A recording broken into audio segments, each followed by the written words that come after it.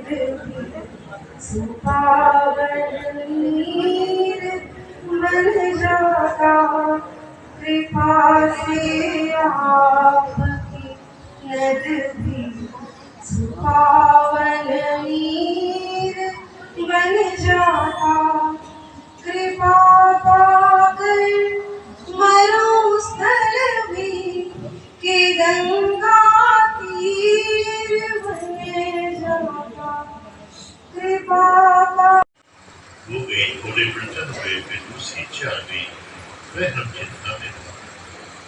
आंतरिक प्रसन्नता वो होती है जो प्रसन्नता हमें अपने अंदर से मिलती है। बाहर के होने वाले परिवर्तन पर इस पर कुछ फर्क नहीं पड़ता है। ये प्रसन्नता हमारी अपनी होती है।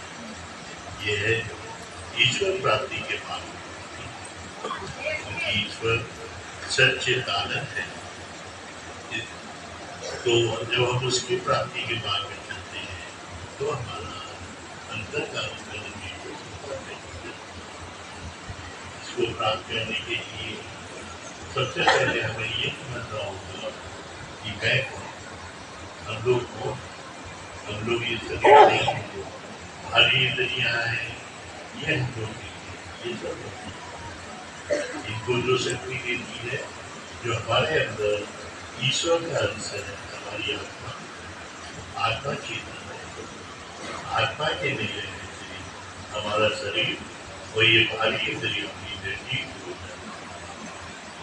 पर आत्मा का ज्ञान प्राप्त करना हमारे लिए जरूरी होता है, जो कि जब तक हम अपने अंतःकरण को साफ नहीं कर देते तब तक नहीं मिलता।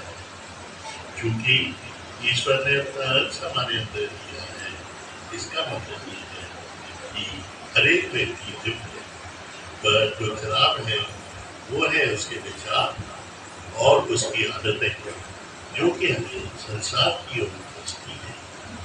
ये अपने विचार को बदला भी जा सकता है, पर उसके लिए घर बार छोड़ के जंगल में जाने की आवश्यकता नहीं है। हम घर में ही रह जाए, किसी समर्थ गुरु की बताई हुई साधना को करके अपने विचारों को अपने अधिकार में ले लेते हैं। सबसे पहले जरूरी ये है कि जो हमारे अंदर भारी विचार आते हैं वो रुके, और उन विचारों से जो हमारे संस्कार बन रहे हैं वो करना। क्योंकि जो भी हम कार्य करते हैं उससे हमारे संस्कार बनते हैं और उसी की वृत्ति के अनुसार हम काम करने लगते हैं। पर ये बिना भोगे खत्म नहीं होते। अच्छे संस्कार का अच्छा भोग मिलता है और बुरे का बुरा भोग मिलता है। परंतु जो किसी समर्थ गुरु के संस्कार पर के शरण पर पहुंच जाते हैं, उनके संस्कार बहुत आसानी से पहुंच जाते हैं। इसके लिए सबसे पहले हमें विचारों को एकाग्र करना होगा, क्योंकि विचार एक ऐसी तलवार है जो कि हमें संसार की ओर भी खींचती है और ईश्वर की ओर भी वो विचार ही हमको ले जाते हैं। जब बिगड़े विचारों को हम एकाग्र कर लेते हैं, फिर अपने मन को निर्विचार बनाना होगा। निर्विचार हम लोग ध्यान के द्वारा वैसे भी बना सकते हैं, परंतु उसके वो सुख और शांति नहीं मिलती है, उस आत्मा का ज्ञान नहीं होता है, जो कि मोक्ष के लिए आवश्यक है। उस आत्म ज्ञान को प्राप्त करने के लिए किसी हमें ऐसे संत की या समर्थ गुरु की आवश्यकता है, जो स्वयं ईश्वर से होता है। जब हम ऐसे संत के सत्संग में जाते हैं तब वहाँ पर बैठ के हमको आगे का ज्ञान प्राप्त होता है, क्योंकि वहाँ सभी एक ही विचारधारा के लोग बैठे रहते हैं और संत की शक्ति भी काम करती है।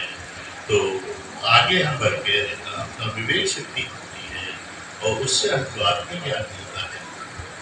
बस हमारे गुरु महाराज भी एक ऐसे ही समर्थ संत थे जिनने ईश्वर को प्राप्त करने की सबसे सरल विधि बताई। बस हमको ये करना है कि उनके बताए हुए रास्ते पर चलना है, पूर्ण रूप से उनके शरणागत हो जाना है।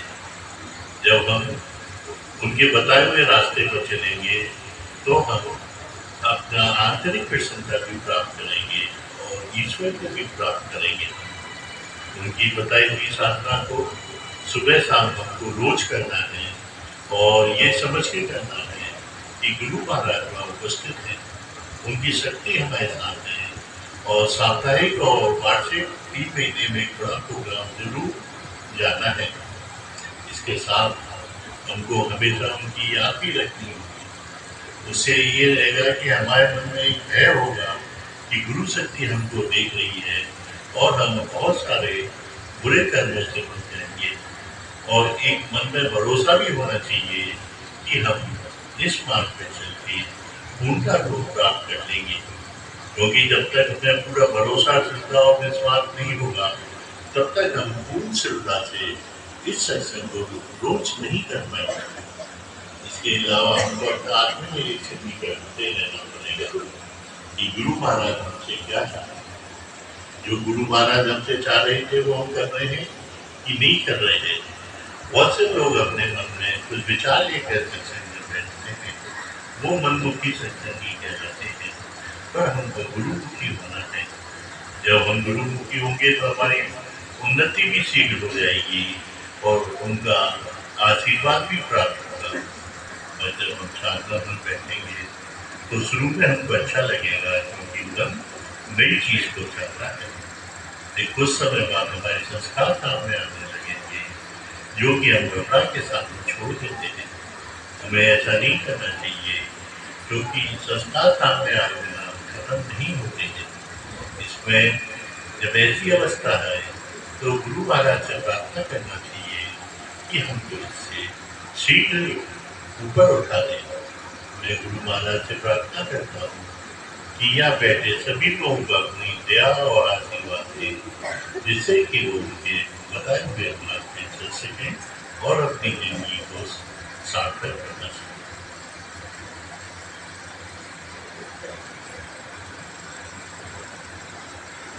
ये नैवेद्य रखा है, गुरु महाराज की उपस्थिति है, बड़े भाव से ये उन्हें अर्पण कर दें और उनसे प्रार्थना करें, इसे स्वीकार कर हम सभी लोगों को अपना आशीर्वाद देते हैं।